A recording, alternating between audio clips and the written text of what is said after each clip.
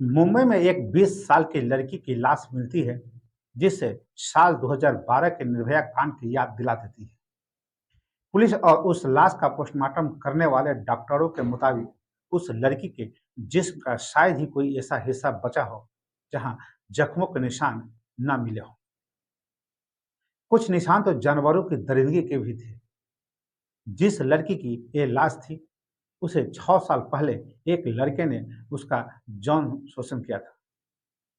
सच सामने आने पर वो आरोपी जेल चला गया था। अब पुलिस को शक है कि जेल से बाहर आने के बाद उसी ने बेरहमी से इस लड़की का कत्ल कर दिया है। तो आइए जानते हैं ये दिल दहला देने वाली कहानी। तो सबसे पहले नमस्कार, आप देख रहे हैं न्यूज इंडिया और मैं आपके साथ विपिन। नवी मुंबई के उरण तालुका के रहने वाली 20 साल की एक लड़की यशश्री शिंदे अचानक अपने घर से गायब हो जाती है। गुरुवार 25 जुलाई की सुबह वो किसी फ्रेंड से मिलने जाने की बात कहकर घर से निकली थी, लेकिन देर शाम हो जाने के बाद भी वो घर वापस नहीं लौटती है। ऊपर से उसका मोबाइल फोन भी बंद बताता है। ऐसे में परेशान घर वालों ने पहले अपने तौर से यशश्री को ढूंढने की काफी कोशिश करते हैं। उसके दोस्तों के साथ साथ अपने नाते रिश्तेदारों से भी यशश्री को लेकर पूछताछ करते हैं, लेकिन जब उसका कुछ पता नहीं चल पाता तो गुरुवार और शुक्रवार की दरमियानी रात को ही उन्होंने नजदीकी पुलिस स्टेशन में अपनी बेटी की गुमशुदगी की रिपोर्ट दर्ज करा देते हैं। कॉमर्स की पढ़ाई पूरी करने के बाद यशश्री एक कंपनी में डाटा एंट्री ऑपरेटर के तौर पर काम कर रही थी। घर वालों के मुताबिक उसका सर्किल काफी लिमिटेड था। ऐसे में उसकी गुमशुदगी को लेकर खुद पुलिस भी हैरान थी, लेकिन अभी पुलिस उसके बारे में कोई पुख्ता जानकारी जुटा पाती तब तक शुक्र और शनिवार के दरमियानी रात कोटनाका इलाके में एक पेट्रोल पंप के पास पुलिस को एक लावारिस लाश पड़ी होने की खबर मिलती है। ये लाश एक लड़की की होती है और इत्तेफाक से मरने वाली लड़की की उम्र भी 20 से 22 वर्ष के आसपास होती है। ऐसे में उड़न पुलिस ने यशश्री के घर वालों को खबर दी ताकि वो लाश देख सके और ये बता सके कि वो लाश उनकी बेटी की है या किसी और की। पुलिस अब तक लाश को अपने कब्जे में ले चुकी थी। उसकी हालत काफी खराब थी। उसके जिस्म पर चाकू के कई बार थे, यहाँ तक कि उसके चेहरे और प्राइवेट पार्ट को बुरी तरह से कुचल दिया गया था।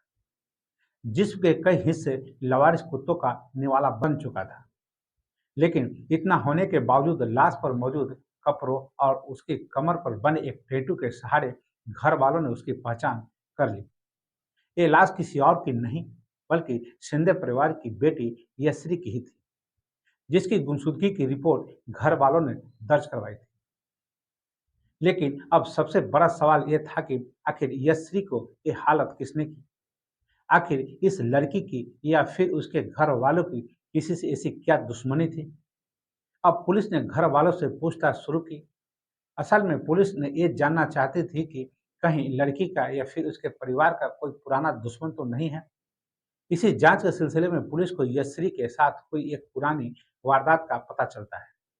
घर वालों ने बताया कि साल 2018 में दाऊद नाम का एक टैक्सी ड्राइवर यशश्री को काफी परेशान करता था और उसी दौरान उसने यशश्री को शोषण भी किया था, जिसके बाद उन्होंने दाऊद के खिलाफ 501 के धाराओं के तहत रिपोर्ट भी दर्ज करवाई थी और दाऊद को पकड़कर जेल भेज दिया गया था, जिसे बाद में जेल से रिहाई मिल गई थी। ऐसे में उन्हें शक है कि इस वारदात के पीछे भी दाऊद का ही हाथ हो सकता है। ऐसे में अब पुलिस की जांच भी उसी टैक्सी ड्राइवर दाऊद के इर्द गिर्द टिक गई।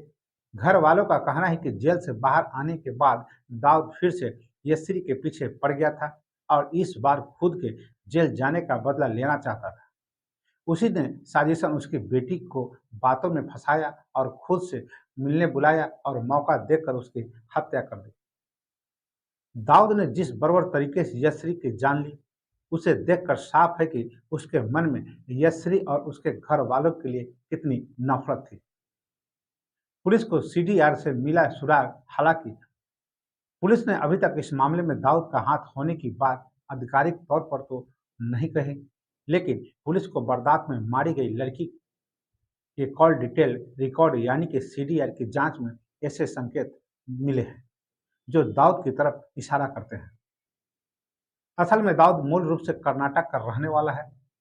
पुलिस की माने तो यशश्री के शोषण के मामले में गिरफ्तार होकर जेल जाने के बाद जब उसे रिहाई मिली तो फिर वो जेल से छूटकर कर्नाटक चला गया, लेकिन इसी बीच वो नवी मुंबई वापस लौट आया। पुलिस को अपनी टेक्निकल इन्वेस्टिगेशन में इस बात के सबूत मिले हैं। उधर घर वालों ने एक और चौंकाने वाला खुलासा किया है। पुलिस की माने तो यशश्री ने अपने उस गुमनाम दोस्त से मिलने जाने से पहले अपनी एक दूसरी दोस्त को इसके बारे में बताया था, और ये भी बताया था कि उससे मिलने से काफी डर लगता है। अब सवाल ये उठता है कि आखिर वो गुमनाम दोस्त कौन था, क्योंकि यशश्री ने अपने डर की बात तो कही, लेकिन ये नहीं बताया कि वो गुरुवार को किससे मिलने जा रही है। उधर जिस बर्बर तरीके से यशश्री की जान ली गई, उसके बाद लोगों में उसके कातिल के खिलाफ जबरदस्त गुस्सा है। कई नेताओं ने आरोपी के खिलाफ कड़ी कार्रवाई करने, कत्ल के साथ साथ एक दलित लड़की के उत्पीड़न का मामला दर्ज करने और उसके खिलाफ फास्ट ट्रैक कोर्ट में केस चलाकर उसे फांसी देने की मांग की।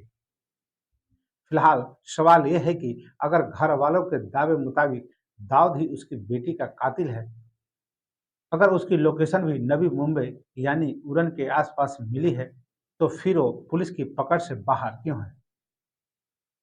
क्यों कई टीमें बनाकर आरोपी की तलाश करने के बावजूद पुलिस के हाथ खाली है? सवाल यह भी है कि अगर मामला कत्ल का है, तो फिर इसका मकसद क्या है? क्या वाकई पहले भी लड़की के शोषण के मामले में गिरफ्तार हो चुका आरोपी उससे या फिर उसके घर वालों से बदला लेना चाहता था?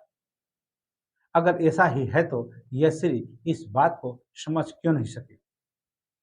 अगर उसने किसी अपने गुमनाम दोस्त से मिलने जाने से डर लग रहा था, तो ये बात अपने घर वालों को क्यों नहीं बताई? तो बस अभी के लिए इतना ही। अगर आपने अभी तक मेरा चैनल को सब्सक्राइब और फॉलो नहीं किए हैं, तो अवश्य कर लें और इसी के साथ मुझे आज्ञा दीजिए। नमस्कार।